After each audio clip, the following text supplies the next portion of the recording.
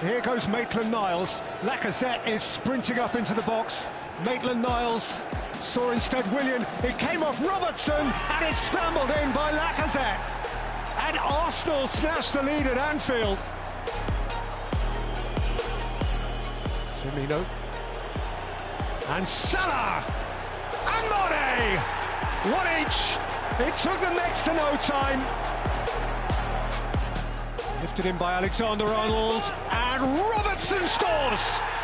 And the moment when Liverpool, for the first time on the evening, establish a lead. In by Alexander-Arnold, back out by Luis. And Jota scores this time.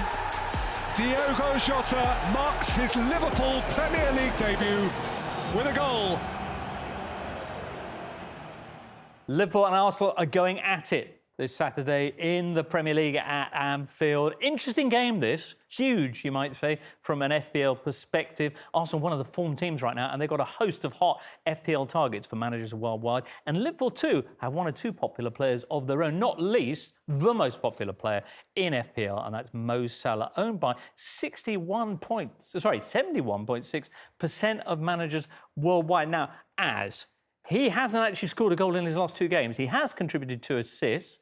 Is that run, do you think, going to continue? Should we be worried by it? And should we be looking elsewhere when we think about captaincy? I think it's very hard to go against him for the captaincy. I mean, even when he's been blanking, he's still been returning something, which is exactly what you want from your captain anyway. Liverpool was still statistically the best attack in the league. They've got a few injuries, which I think we need to monitor. There was some rumours about Mane not being quite right, and Robertson as well, which obviously weakens them a little bit. Firmino's out as well, of course. But realistically, it's Mo Salah. He's on penalties. He's the most informed player in the league. It's very, very hard to back against him. OK, you can't disagree with that, can you, Jenny? Can't. His Champions League form has been really good in recent weeks as well. He's been scoring there.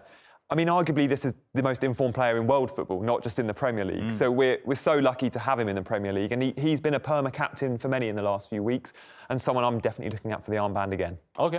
And you mentioned those injuries. It's not been the kindest international break for Liverpool, has it? But focusing on the attacking players, Mane potentially could be back, but Firmino is definitely on the sidelines for this one. Does that make Diogo Jota, who we saw scored on his Liverpool debut in the Premier League last season, in this exact fixture, does it make him the really smart pick? Absolutely. I think when you're looking at Jota, you always look at the rotation with Firmino. That's always a bit off-putting because you wonder if they're going to share minutes. But with him out, you think Jota's going to start. There's the African Cup of Nations coming in January as well, which is around the time when Firmino's due back. So Jota will probably carry on starting as well if Mane and Salah go off to that.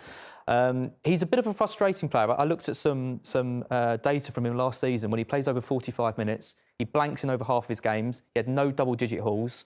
His stats, though, he's the 10th most likely to be involved in a goal out of all players in the league. So his underlying stats are there. He just never quite delivers, which is frustrating, but I think he's a great option. Is it the time now, though, Gianni? And one of the benefits you have, I guess, with owning a player like Jota, if you can fit him into your midfield, is that if you also have Salah, which most of us do, they're usually one of them are going to be involved and sometimes for each other. Yeah, really nice double up there. I mean, I think at 7.5 million as a midfielder, he is an absolute gift, to the point where last week I jumped on him. I was happy to go really early. We saw it was likely Firmino was going to be out. But even when Firmino is back playing, Jota still gets a huge amount of minutes. There's good rotation there. We've seen both Firmino and Jota play together, and we've seen Mane bench, for example, at Old Trafford recently. So, yeah, I think he's too good to ignore at that price in that position. All right. Stick him on the shopping list. You mentioned the fact that Andy Robertson may be out. Now, if that's the case, what do we think about Tsimikas, who was such a hot favourite at the start of the season? So cheap as well, 3.9. Does he come back into our thinking? He does. It depends on the length of Robertson's injury. If it's just a couple of weeks, I don't think making a transfer to... the problem is exactly like the start of the season. You get stuck with him. And then if you want Jota, Trent and Salah, for example, you're going to have to move Tsimikas out, use a transfer on that. It all just gets a bit messy. If Robertson's out for a while, a month, and you've got all of the Christmas fixtures, he's a great pick at 3.9. OK, let's switch our attention to Liverpool's opponents, Arsenal, then, and Aaron Ramsdale, who has been in such hot form, Gianni. But is there a danger starting him in this one? I'm not so sure. I'm very happy starting him. I do have triple Liverpool, of course, but Ramsdale seems to be just making saves galore this season, so he will be worked. And yes, you probably can you expect him to concede a goal, but he'll get lots of save points, and he does really well in the bonus points, Ramsdale, because his pass completion is really high. He's a footballing goalkeeper. He's a bit like last season's Martinez, just a bonus points magnet, so I like him. So do you think he's fixture-proof then?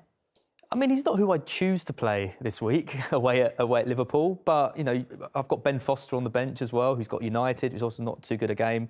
I think out of those two, I'd play Ramsdale. I think Arsenal have got a better chance of keeping Liverpool out if they can. But as Jenny mentioned, the save points are great, but it's not all about 1 week with the goalkeepers. You've just got to ride these ones out every now and then. Okay. What about Emil Smith-Rowe, or as I like to call him, Emil scored in 3 games in a row? Is it time to bring him in, or would you wait until maybe the Liverpool game has gone and then jump on him? Because he starts all the time, he's dead cheap, and, as I say, he's been returning. Yeah, he's a really funny one, because his underlying stats are rubbish. Like right.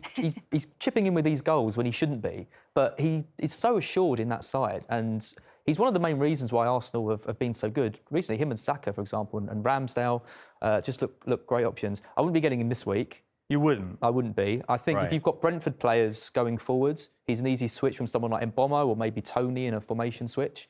I do like him. 5.8. His price is going up, though. You don't want to get priced down. It is a bit, isn't it? They got Newcastle the week after. Yeah. Liverpool this week. And last time they played a top 4 side, they got beaten 5-0 by Man City, of course.